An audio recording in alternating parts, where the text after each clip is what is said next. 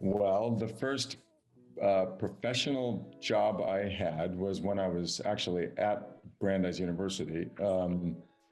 I auditioned for to be part of the Williamstown Theater Festival, which is for people that don't know, it's kind of the premier summer theater festival in the country, and it's in Williamstown, Massachusetts, on the campus of Williams College, and it was kind of like the gold standard at the time, and sort of a family friend of mine who was a wonderful actor, an older actor who just in fact passed away at the age of 106. Wow.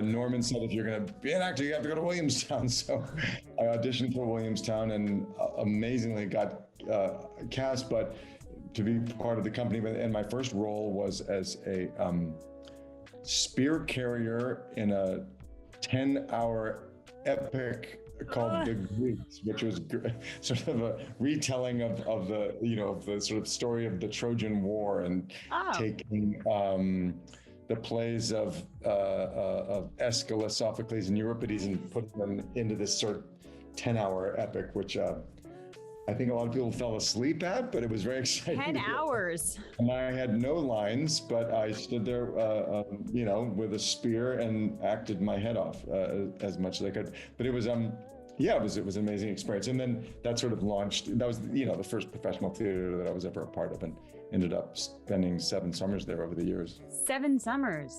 Mm-hmm. Wow, nice. What else? What was next? How did you use that to take your next steps? I graduated and went to theater school, to acting school in London for a couple of years at Lambda. And then in the summers, I was going back to Williamstown. The way it worked is you would go if you were hired, and they had, a non-equity company. So it was a union theater, but they would hire a bunch of young actors, typically from like Yale and Juilliard and the top drama schools, of which, I didn't go to any of those. So I got in there, but they would develop, after I think 3 summers, I got my equity card, because you build up points in the union. Right. So I graduated from Lambda and went back and did a final summer at Williamstown, playing, small parts and doing whatever they would give me to do.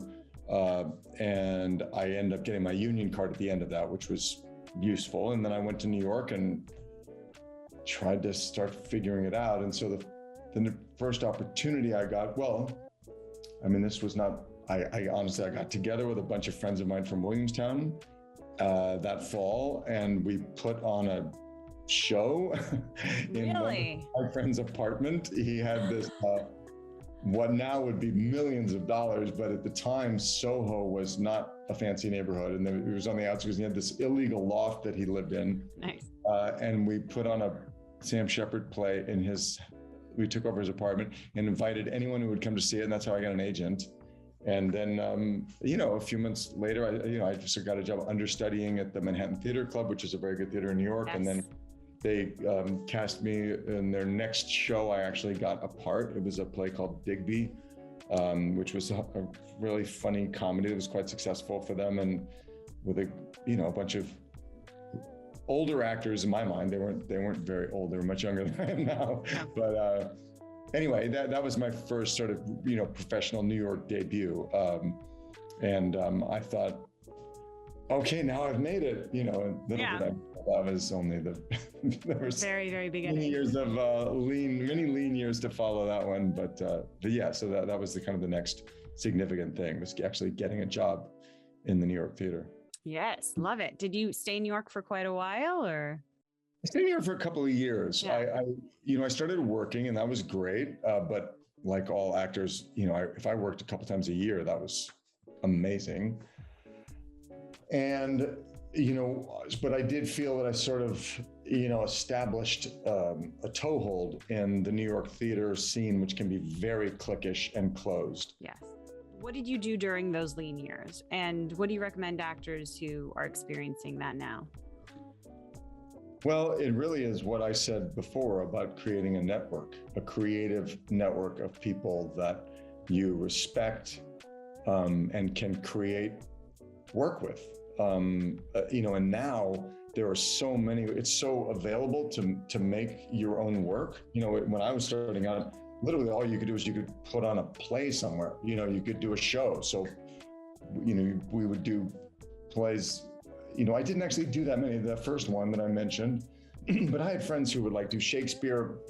And friends who did like a production of Romeo and Juliet in the boat basin at 79th Street. There's, if people who know New York, there's that rotunda right as you get off the West Side Highway. Yes. And they, Romeo and Juliet under there, and it was Kate Burton, and I can't remember who else was in it, but a lot of people have gone and have really big careers with doing that. And wow. We would do anything that we could do, but now you can make movies, with your iPhone, finding like-minded creative people, or if you have friends who are writers, if you're an actor or who want to be producers, start to make shit, just start doing it, and don't wait around for people to hand you opportunities, because that is just soul crushing. And I wasted a lot of time thinking nothing had significance unless it was a mainstream job that someone was giving me. So I spent a lot of time sitting by my telephone hoping my agents would give me a call, and most times they didn't. So that was just very, I wasted time and felt terrible. The way I approached it, I honestly didn't know what the hell I was doing. So I'd worked with a number of first-time directors, and I'd realized that the ones that were successful knew what they knew and knew what they didn't know, and then surrounded them with people who could support them and help them. The ones who failed were the ones who were like, oh, I'm supposed to know everything about directing now, and I want this lens and that thing, and they just need, and then they just crashed. So I knew about acting, and I knew what story I wanted to tell, and then I surrounded myself with a great cinematographer and a wonderful editor and a production designer and all the team, and I said, I don't know what I'm doing. I need you to teach me. And as an actor, the way I approached it, I was like, okay, what would my fantasy version be of a director? Like, as an actor, what would I need to do my best work? Like, what kind of a director have I always dreamed about having? Let me try and be that person and just create a creative environment where people would thrive. And, so that's what I did. And I knew how to speak the language so actors felt secure working with me.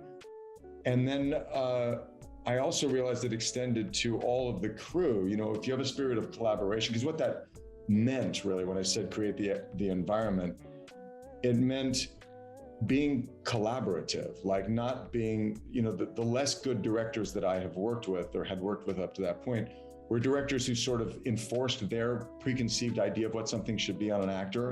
No, I want you to do it like this. Or, I need you to come here and do, they were very prescriptive.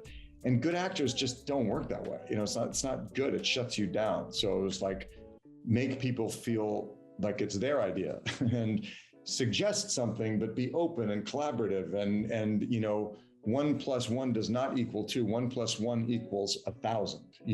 There's an exponential benefit to collaboration. So I knew that, and that extended to the crew too, to a camera operator going, well, what do you think the best shot is? I would say to a camera operator, well, this is what's important to me in the scene. So whatever you want to do, just make sure we get that, because that, and then people feel agency and they feel valued, and then they'll inspired, and they'll lay down in front of a bus for you. So that I was like, oh, that's a pretty cool directing style. And that really works, and not being afraid to say, I don't know. What do you think? So being an actor, I don't know, it helped me in every way. And frankly, becoming a director made me a much better actor.